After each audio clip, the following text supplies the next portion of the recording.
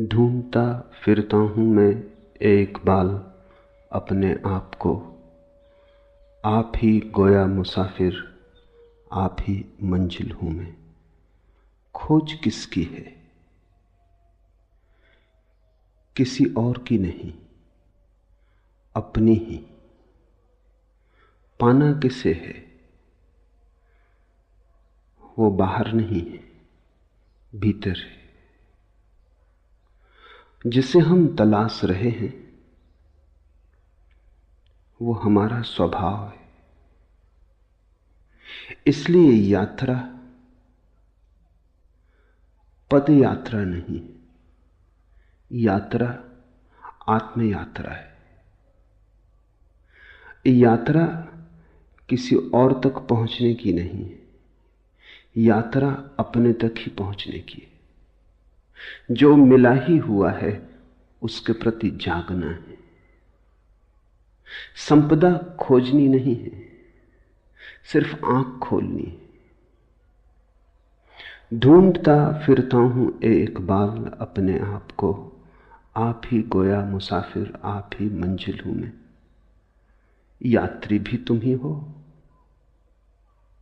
यात्रा भी तुम ही हो, यात्रा का लक्ष्य और गंतव्य भी तुम ही हो। इसलिए बिना कहीं जाए भी पहुंचना हो सकता है। जहां बैठे हो वहीं बैठे बैठे भी पहुंचना हो सकता है। जरा भी बिना हिले डुले भी पहुंचना हो सकता है। और जो बाहर खोजने गए वो भटक गए। यात्रा पहले कदम से ही गलत हो गई।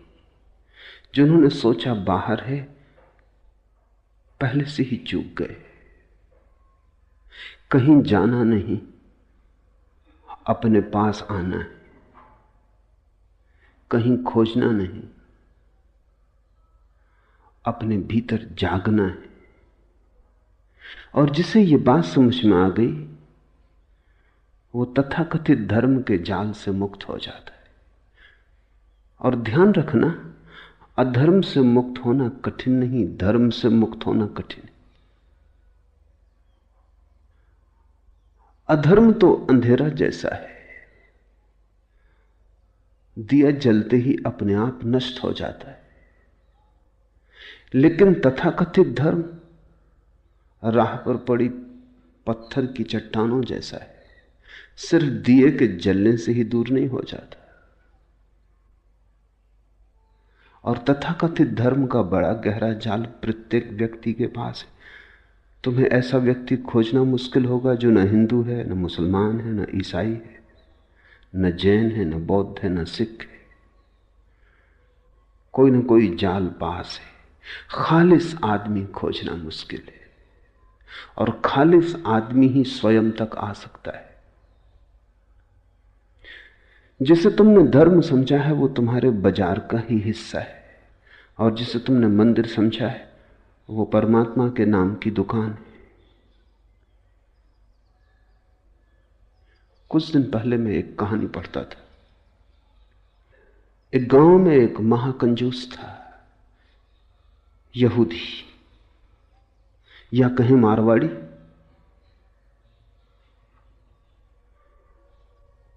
उसने कभी एक पैसा दान न दिया। गांव में भिखारी भी उसके घर की तरफ नहीं जाते थे। अगर कोई नया भिखारी उसके घर की तरफ जाता तो लोग समझ जाते कि नया भिखारी। जिसको थोड़ा भी पता है वो कभी भीख मांगने उसके द्वार पर न जाएगा। उसने कभी दिया ही नहीं। वो भिखारी से भी कुछ छीन सकता था, देना उसकी आदत न थी। लेकिन एक दिन वो गांव के धर्मगुरु के द्वार पर पहुंचा, यहूदी धर्मगुरु। और उसने कहा कि आज मेरे लिए कुछ प्रार्थना करनी होगी। धर्मगुरु ने सोचा कि अब प्रार्थना करवाने आया है तो कुछ दान करवा लेने का मौका है।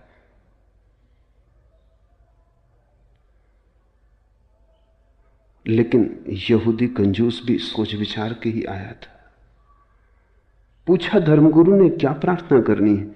उस कंजूस ने कहा कि मेरी पत्नी बीमार पड़ी है, मर जाए, ये प्रार्थना करनी। धर्मगुरु ने कहा दान क्या दोगे? उस कंजूस ने कहा कि जीवन अगर मांगता तब तो दान मांगना उचित भी था। मौत मांग रहा हूं, इसके लिए भी दान देना पड़ेगा। कुछ तो संकोच करो। वो मौत मांगते संकोच नहीं कर रहा है। कुछ तो थोड़ा ख्याल करो, कुछ तो दया करो। धर्मगुरु ने देखा कि इतना आसान नहीं है मामला। उसने कहा कुछ भी हो, मौत हो कि जीवन हो, प्रार्थना तो तभी हम करेंगे जब कुछ दान हो। तो उसने कहा अच्छा 1 रुपया दे देंगे। बहुत धर्मगुरु ने जोर डाला तो उसने कहा 2 रुपया दे देंगे। ऐसे कुछ बात बनती ना दिखी तो धर्मगुरु ने कहा सुनो, मौत की प्रार्थना की नहीं जा सकती। कोई उल्लेख ही नहीं है शास्त्र में कि किसी की मौत के लिए प्रार्थना कभी की गई हो। परमात्मा से लोग जीवन की प्रार्थना करते हैं, मौत की नहीं। तो मुझे क्षमा करो, ये काम मुझसे ना हो सकेगा। धर्मगुरु ने कहा छोड़ो भी ये बातें कानूनी, 5 रुपए दे सकता हूं। धर्मगुरु बोला कि नहीं, ये हो ही नहीं सकता, प्रार्थना तो जीवन की ही हो सकती है। लेकिन एक तरकीब तुम्हें मैं बता देता हूं, क्योंकि कानून में सब जगह तरकीब तो होती ही है। शास्त्रों में ऐसा कहा है कि अगर कोई आदमी मंदिर को दान का वचन दे और 3 महीने के भीतर दान न दे तो उसकी पत्नी मर जाती, दंड स्वरूप। तो तुम दान की घोषणा कर दो, देने की तो कोई जरूरत ही नहीं है, पत्नी 3 महीने के भीतर मर जाएगी। तो उस महाकंजूस ने कहा जब देना ही नहीं है तो उसने कहा तब ठीक है, तब 1 लाख रुपया दान दे देंगे। जब देना ही नहीं है, धर्मगुरु ने कहा जब देना ही नहीं तो क्या लाख, क्या 10 लाख? अरे 10 लाख ही कह दो। थोड़ा सा खुशाया, क्योंकि कल्पना में भी देना कष्टकर मालूम होता है। उसने कहा 10 लाख ज्यादा हो जाएंगे। पर धर्मगुरु ने कहा जब देना ही नहीं है तो जैसा 1 वैसा 10 लाख। वो बड़े बेमन से राजी हुआ, लौट गया घर। पत्नी मरी तो नहीं, बीमार थी, ठीक हो गई। वो बड़ा चकित हुआ। 3 महीने पूरे हुए, वो वापस आया। उसने कहा कि तो नियम काम नहीं किया। धर्मगुरु ने कहा कि देखो, शास्त्र कहता है दंड स्वरूप, एज ए पनिशमेंट, मगर तुम तो चाहते हो कि पत्नी मर जाए, इसलिए ये तुम्हें दंड तो ना होगा, ये तो पुरस्कार हो जाए। इसलिए प्रार्थना व्यर्थ गई। अगर तुम सच में ही चाहते हो पत्नी मर जाए, तुम अब ऐसा करो कि जाके बाजार से कुछ हीरे जवाहरात खरीदो, कुछ सुंदर साड़ियां खरीदो, पत्नी को भेंट करो।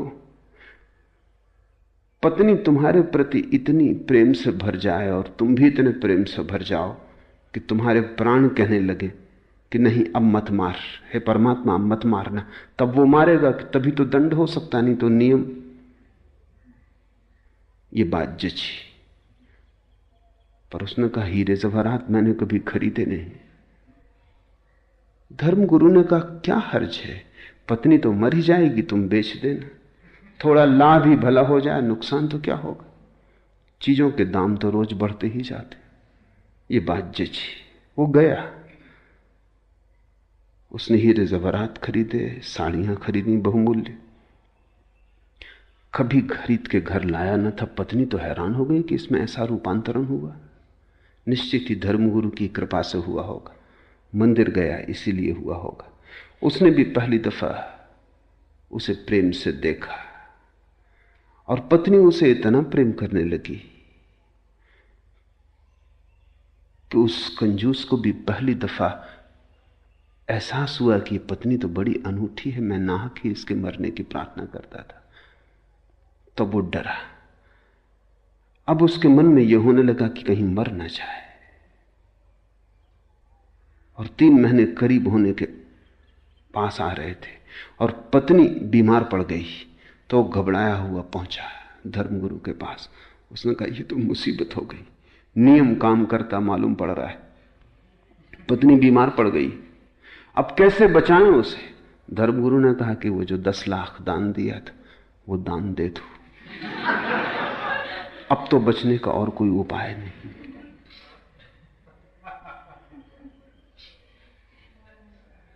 जिनको तुम मंदिर कह रहे हो वो तुम्हारे ही दुकान के आसपास बड़ी दुकानें, वहां भी व्यापार के वही नियम काम कर रहे हैं।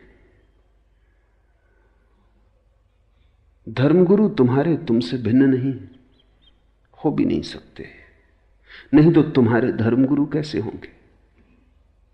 तुम्हारे धर्मगुरु होने के लिए तुम्हारे जैसा ही होना जरूरी है। तुम्हारा ही गणित, तुम्हारा ही हिसाब, तुम्हारे ही मन का व्यवसाय, तुम्हारा मंदिर तुम्हारे जैसा है। ध्यान रखना, तुम्हारा मंदिर तुम्हारा है, परमात्मा का नहीं। तुमने ही बनाया है और तुमने जो मूर्ति स्थापित की है वो तुम्हारी ही मूर्ति होगी। परमात्मा की तो मूर्ति का तुम्हें पता भी कहां है। और तुम जिस मूर्ति के सामने झुके हो वो अपनी ही धारणाओं के सामने झुकना है। परमात्मा की कोई मूर्ति बनानी जरूरी नहीं, क्योंकि वो तो तुम में मूर्तिमान हुआ है। तुम्हें कहीं बाहर झुकने का सवाल नहीं, भीतर झुकने की कला आ जाए। ध्यान रखना, किसी के सामने भी झुकने का सवाल नहीं है, बस झुकने की कला आ जाए। झुकना तुम्हारा स्वभाव बन जाए। जिस दिन भी तुम भीतर झुकोगे तुम पाओगे मंदिर के सामने खड़े हो। जिस दिन भी भीतर तुम्हारी अकल टूटेगी, अहंकार गिरेगा, तुम पाओगे ये चिन्ह में मंदिर तो सदा से भीतर था। मैं मृण में मंदिरों में खोजता था, आदमी के बनाए घरों में पुकार रहा था, और जिसे मैं खोज रहा था वो मेरे भीतर सदा मौजूद था। ढूंढता फिरता हूं एक बाल अपने आप को, आप ही गोया मुसाफिर, आप ही मंजिल हूं मैं। तुम ही हो भगवान और तुम ही हो भक्त, तुम ही हो पूजा पुजारी पूज्य। और जब तक तुम्हें यह बात स्मरण ना आ जाए तब तक तुम भटकते ही रहोगे। इसलिए बुद्ध न तो परमात्मा की बात करते हैं न प्रार्थना की बात करते हैं, बुद्ध केवल ध्यान की बात करते हैं। अब प्रमाद में मत लगे रहो, काम रति का गुणगान मत करो। प्रमाद रहित व ध्यान में लगा पुरुष विपुल सुख को प्राप्त होता है। एक एक शब्द समझ लेने जैसा है।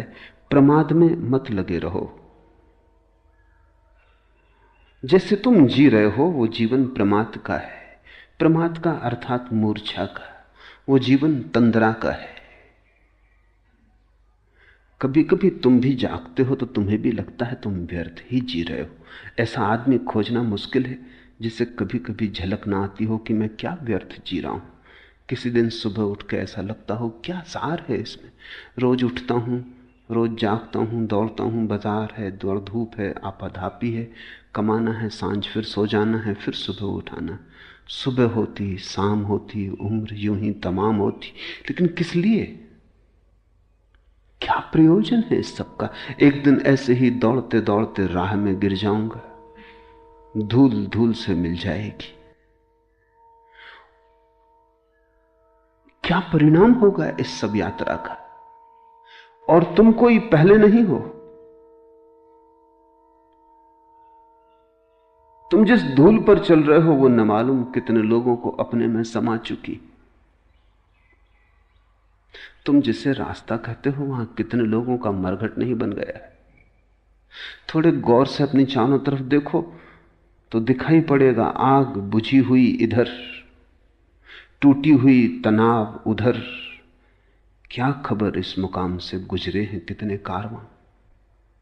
जरा गौर से देखो अपने चारों तरफ, आग बुझी हुई इधर, टूटी हुई तनाव उधर। कितने खंडहर पड़े। कहीं आग बुझी पड़ी है, जैसे किसी ने कभी जल्दी थोड़े ही समय पहले रोटी बनाई हो। चीजें टूटी फूटी पड़ी हैं। कोई गुजरा है। क्या खबर इस मुकाम से गुजरे हैं कितने कारवां। कितने लोग, कितने यात्री इस मुकाम से गुजर चुके और खो गए। उनका कोई चिन्ह भी खोजे नहीं मिलता। ऐसे ही तुम भी खो जाओगे। ये बोध सभी को कभी ना कभी पकड़ लेता है, लेकिन तुम इसे झुठला देते हो। तुम अपने को संभाल लेते हो। तुम्हारा संभालने का मतलब क्या है? तुम अपने को संभलने नहीं देते।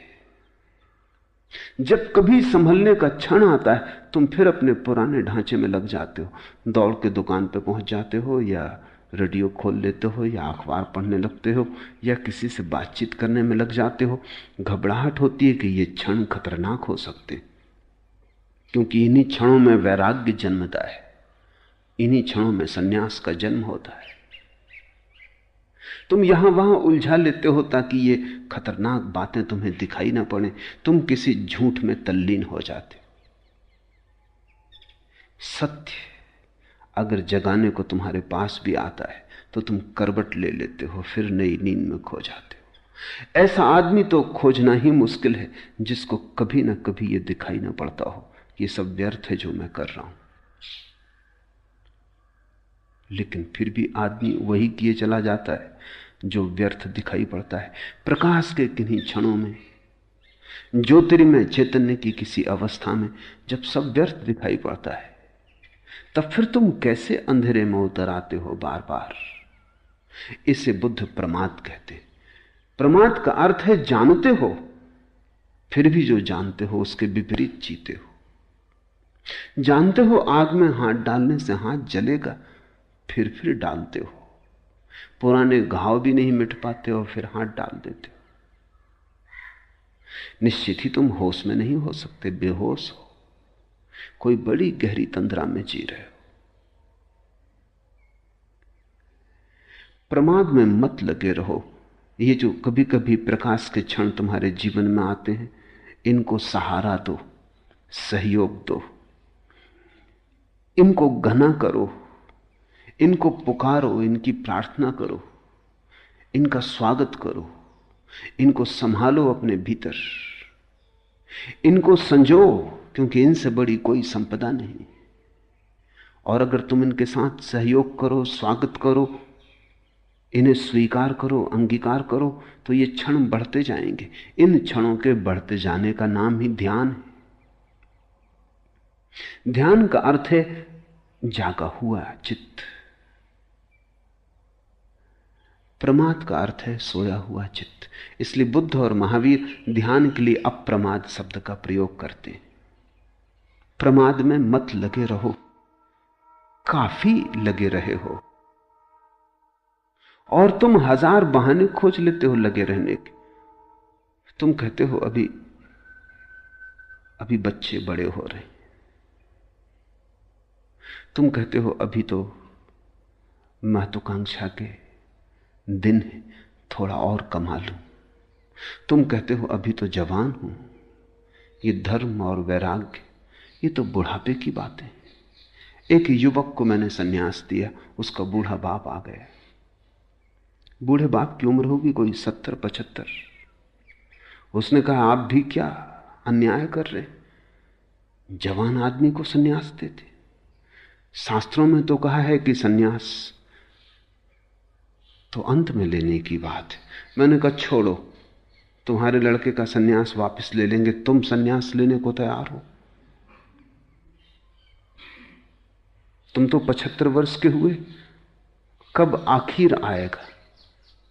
वो आदमी मुस्कुराने लगा। उसने कहा आपकी बात ठीक है, लेकिन अभी बहुत दूसरे काम भी हैं, अभी दूसरी उलझने भी हैं। तो मैंने कहा कि इस लड़के का मैं सन्यास वापस ले सकता हूं अगर तुम सन्यास लेने को तैयार हो। तुमने ही कहा। मगर वो आदमी सिर्फ तर्क दे रहा था लड़के को सन्यास से बचाने को, खुद सन्यास लेने के लिए वो तर्क काम का नहीं था।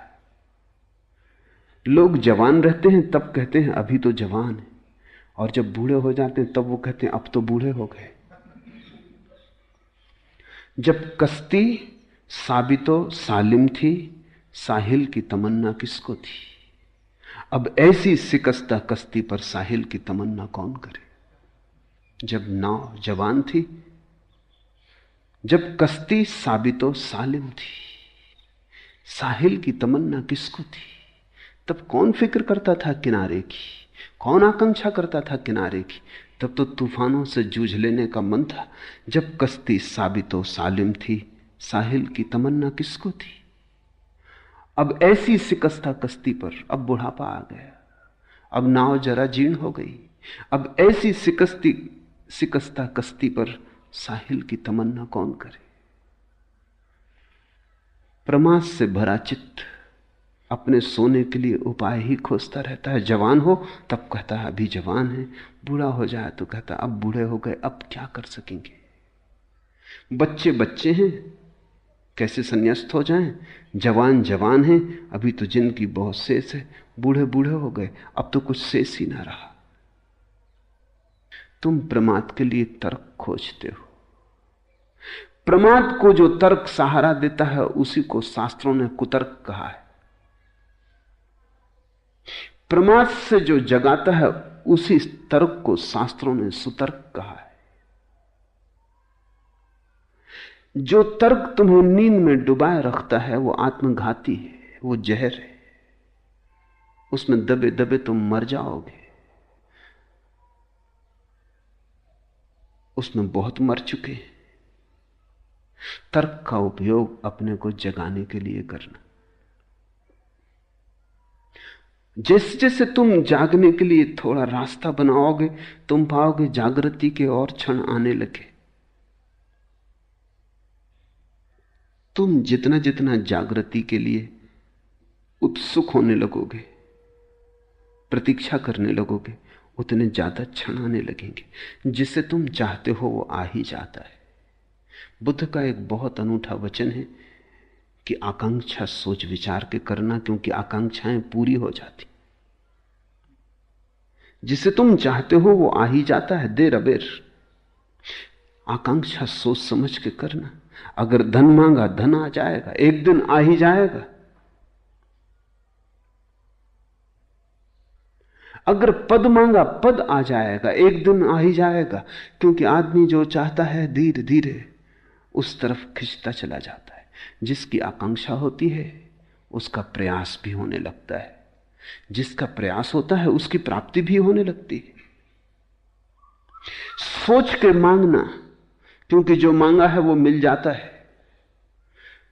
विचार के मांगना, नहीं तो पछताओगे, नहीं तो रोओगे। क्योंकि इतने दिन मांगने में गए, इतने दिन जो मांगा उसको इकट्ठा करने में गए, अब वो मिल गया और कुछ भी नहीं मिला। कुछ और मांग लिया होता। प्रमाद में मत लगे रहो। पूरी जिंदगी जिसे तुम जिंदगी कहते हो एक गहरी नींद है, जिसमें तुम करते बहुत हो, होता कुछ भी नहीं। चलते बहुत हो, पहुंचते कहीं भी नहीं। जिसमें तुम सिर्फ मरते हो, जीते नहीं। कामरति का मत गुणगान करो, मत गुणगान करो वासना का। क्योंकि जितना तुम गुणगान करते हो अपने ही गुणगान से प्रभावित होते चले जाते हो। आदमी आत्मसम्मोहन में गिरता है। तुमने कभी सोचा, तुम जिस चीज का गुणगान करते हो वही चीज तुम्हारे मन में समाने लगती। गुणगान तुम्हारा ही तुम ही को प्रभावित कर जाता है। बुद्ध और महावीर दोनों ने कहा है काम कथा मत सुनो। लेकिन काम कथा ही लोग देखते हैं, सुनते हैं।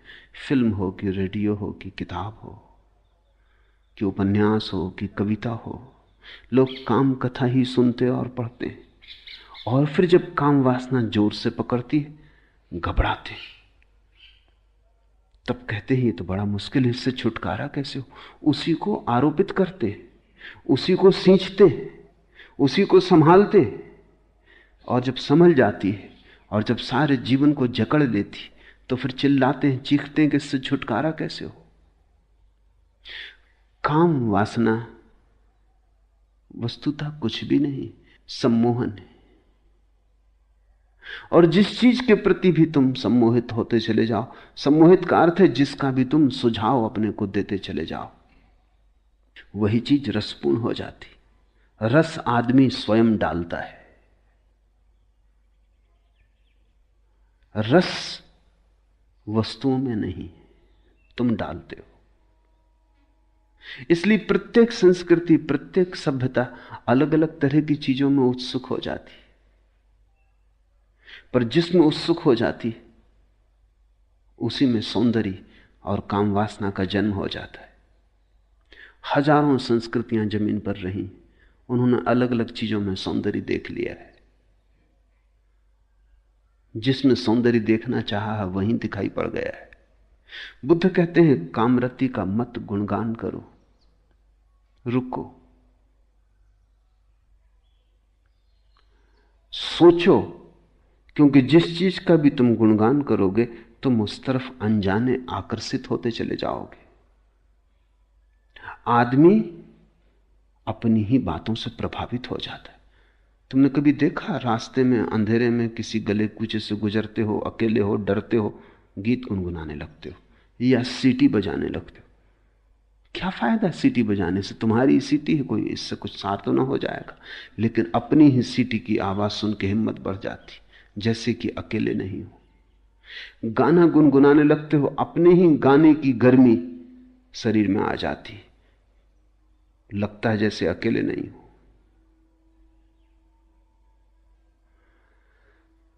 तुमने अपने जीवन को अपने ही सुझावों से भर लिया है, तुम उन्हीं में गिरे हो, उन्हीं में दबे हो। तुम्हारा सुझाव ही तुम्हारा संसार है, तुम्हारा आत्मसम्मोहन, ऑटो हिप्नोसिस ही तुम्हारा संसार है। और जब बुद्ध या शंकर कहते हैं संसार माया है, तो तुम ये मत समझना कि इन वृक्षों चांतारों के संबंध में कह रहे हैं। वो उस संसार के संबंध में कह रहे हैं जो तुमने अपने चारों तरफ खड़ा कर लिया है, जिसको तुमने ही अपने सपनों में रंग लिया है, जिसके रंग तुम्हारे मन के दिए हुए हैं। ये संसार तो बड़ा सत्य है, लेकिन इस संसार का तो तुम्हें पता ही नहीं है। तुम्हें तो वही दिखाई पड़ता है जो तुम देखना चाहते हो, तुम्हें तो वही दिखाई पड़ता है जिसकी तुम कामना करते हो। पूरी मनुष्य जाति कामरति के गुणगान में पागल हुई जा रही। तुम्हारे कवि 100 में से 99% काम वासना का गुणगान करते, तुम्हारे उपन्यासकार काम वासना के शास्त्र लिखते, तुम्हारे फिल्म निर्माता काम वासना की फिल्में बनाते। हर चीज काम वासना के आसपास घूम रही। अगर कार भी बेचनी हो तो एक नग्न स्त्री को या सुंदर स्त्री को उसके पास खड़ा करना पड़ता। कार नहीं बिकती, सुंदर स्त्री बिकती। कुछ भी बेचना हो, दंत मंजन बेचना हो कि टूथपेस्ट बेचना हो, तो एक स्त्री के हंसते हुए दांत दिखाई पड़ने चाहिए, वो दांत बिकते। कुछ भी, छोटी सी चीज से लेकर बड़ी चीज तक, सारे बाजार में काम वासना बिकती। और फिर तुम राम को पाना चाहते हो, मुश्किल में पड़ जाते हो, अपना ही दलदल खड़ा कर लेते हो, उसमें खुद ही उलझ गए हो। बुद्ध कहते हैं कामरति का मत गुणगान करो,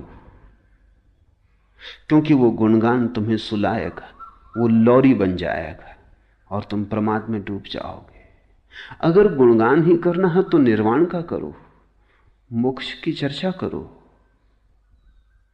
अगर गुणगान ही करना है तो सत्य का करो, सपनों का नहीं। लेकिन सत्य को सुनने को कौन आता है? सत्य का गुणगान सुनने की किसको इच्छा है? सत्य की बात ही सुन के कड़वी लगती, क्योंकि सत्य तुम्हारे सपनों को तोड़ता है। सत्य दुश्मन जैसा मालूम पड़ता है। इसलिए तो बुद्धों को हम पत्थर मारते हैं, जीसस को सूली पे लटका देते हैं, सुकरात को जहर पिला देते हैं। हम बर्दाश्त नहीं करते इन लोगों को, ये खतरनाक है। हम मजे से सो रहे हैं और गहरी नींद ले रहे हैं और बड़े मधुर सपनों में डूबे, और ये नासमझ आके जगाने लगते कि जागो, सुबह हो गई। जैसे सर्दी की रात, अगर तुमने किसी को कहा है सुबह उठा देना, हालांकि तुमने ही कहा है, लेकिन सुबह जब वो तुम्हें उठाता है तो मन में नाराजगी आती कि ये दुष्ट आ गया, कहा तुम्ही ने था। तो जब साधारण सर्दी की रात में सुबह उठने में ऐसी कठिनाई हो जाती, लोग अलार्म घड़ी को उठा के पटक देते। अलार्म घड़ी का क्या कसूर है? तुम्ही ने भरा था अलार्म, तुम्ही ने बिस्तर के पास रखी थी। तो तुम सोचो, जब जन्मों जन्मों के जीवन की तंद्रा के बाद कोई बुद्ध पुरुष से तुम्हारा सौभाग्य से मिलना हो जाता, तो तुम्हें दुर्भाग्य ही मालूम पड़ता है कि ये कहां की मुसीबत हो गई। चुपचाप मजे से सपना लिए जा रहे थे, एक करवट और लेते, थोड़ा और सो लेते। ध्यान रखो, अगर तुम बुद्ध पुरुषों की वाणी भी सुनते रहो तो भी धीरे धीरे तुम पाओगे तुम्हारे आसपास जो झूठ का एक जाल था वो खिसकना शुरू हो गया। सत्य की एक किरण भी गहन से गहन अंधेरे को तोड़ने में समर्थ है। छोटी सी किरण, जन्मों का अंधेरा भी टूट जाता है। प्रमाद में मत लगे रहो, कामरति का मत गुणगान करो। प्रमाद रहित व ध्यान में लगा पुरुष विपुल सुख को प्राप्त होता है। एक ही सुख है और वो सुख है स्वयं में रमण। एक ही सुख है, वो सुख दूसरे में रमण का नहीं। काम वासना का सार है दूसरे में सुख की आशा। ध्यान का सार है स्वयं में सुख की खोज। बस ये दो ही यात्राएं हैं, या तो दूसरे को खोजो या अपने को। जिसने दूसरे को खोजा वो अपने को न खोज पाया, जिसने अपने को खोजा उसे दूसरे की खोज की जरूरत ही ना रही। जिसने अपने को पा लिया उसने सब पा लिया। एक सूफी फकीर हुआ बहाउद्दीन, उसकी बड़ी ख्याति थी, उसके शब्द बड़े गहरे थे, उसका व्यक्तित्व बड़ा अनूठा था। दूर दूर से लोग यात्रा करके उसके पास आते, लेकिन सभी ठीक कारणों से आते थे ऐसा नहीं, क्योंकि कारण तो तुम्हारे भीतर होता है। एक आदमी उसके पास इसलिए आ गया था और शिष्य हो गया था कि कैसे मैं भी इतना प्रभावशाली हो जाऊं जैसा बहाउद्दीन। बहाउद्दीन ने उसे देखते से कहा कि तुम गलत कारण से सही जगह आ गए हो। उस आदमी ने कहा क्या मतलब? बहाउद्दीन ने कहा कि तुम अपने को बदलने नहीं आए हो, अपने को सजाने आ गए हो, और तुम मेरे पास ध्यान करने नहीं आए हो। तुम्हारी उत्सुकता अभी भी पर में, तुम दूसरों को प्रभावित करना चाहते हो, और यही तो ध्यान के विरोध में। तुम सोच समझ के आओ। उस आदमी को बात तो सही लगी कि वो आया तो इसीलिए है कि दूसरे उससे कैसे प्रभावित हो, कैसे वो भी एक गुरु हो जाए। गुरु होने की आकांक्षा काम वासना है। बहाउद्दीन ने कहा क्योंकि उसकी नजर, तुम्हारी नजर इस पे है कि दूसरे मुझे कैसे माने, कैसे पूजे। ध्यानी इस बात की चिंता करता है कि कैसे मैं स्वयं हो जाऊं। कोई पूजेगा नहीं पूजेगा ये उसके विचार में भी नहीं आता। कोई पूजेगा या पत्थर मारेगा ये दूसरे समझे। ध्यानी अपने में डूबता है। उसको बात तो लगी, अब उसको बहाउद्दीन के सामने आना भी मुश्किल हो गया, तो वो छिप के आने लगा। ये देखने की जरूर कोई तरकीब होगी इस आदमी की जिसकी वजह से इतने लोग प्रभावित हैं। एक दिन बहाउद्दीन ने अपने खीसे से एक हीरा निकाला और कहा कि यह हीरा ऐसा ही मूल्यवान है जैसा सत्य मूल्यवान होता है, और यह हीरा बड़ा चमत्कारी है। उस आदमी ने सोचा कि मिल गई बात, इसी हीरे की वजह से यह आदमी इतना प्रभावी है। रात छिप गया वो। जब सब सो गए, वो अंदर गया, खीसे में बहाउद्दीन का हीरा निकाल के भाग खड़ा हुआ। लेकिन हीरा लेके उसने बड़ी कोशिश की, कोई प्रभावित ना हो, हाथ में रख के बैठा रहे, कोई पूजा ना करे। वो बड़ा परेशान हुआ कि मामला क्या है, हीरा तो वही है। ऐसे वर्ष बीत गए। एक दिन बहाउद्दीन उसके द्वार पर आया और उसने कहा कि अब बहुत हो गया। वो हीरा वापस लौटा।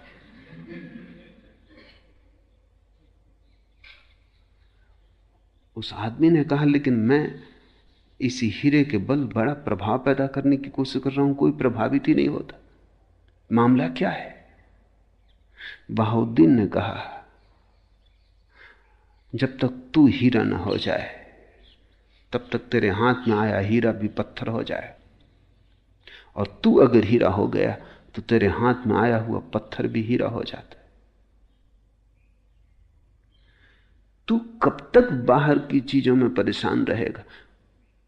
इस हीरे में कुछ भी नहीं रखा है, तू इसे वापस लौटा दे। उस दिन जानता था कि तू छिपा है, इसलिए हीरा निकाला था ताकि तुझसे छुटकारा हो। जब तू रात निकाल के ले गया जेब से, तब भी मैं जागा था, क्योंकि योगी कहीं सोता है। इसलिए तो मुझे पता है कि हीरा कहां है, और तूने अब काफी दिन प्रयोग कर लिया, अब लौटा दे। और अब तो समझ, बाहर से नजर को भीतर हटा। हीरा मांगने नहीं आया हूं, तुझे बुलाने आया हूं कि अब तुझ में अकल आ जानी चाहिए। जीवन के दो ही ढंग हैं, या तो बाहर का हीरा या भीतर का हीरा। जीवन के दो ही मार्ग हैं, या तो तुम भिखारी की तरह खोजते रहो हाथ फैलाकर भिक्षा पात्र लिए, या तुम सम्राट हो जाओ, अपने भीतर झांको।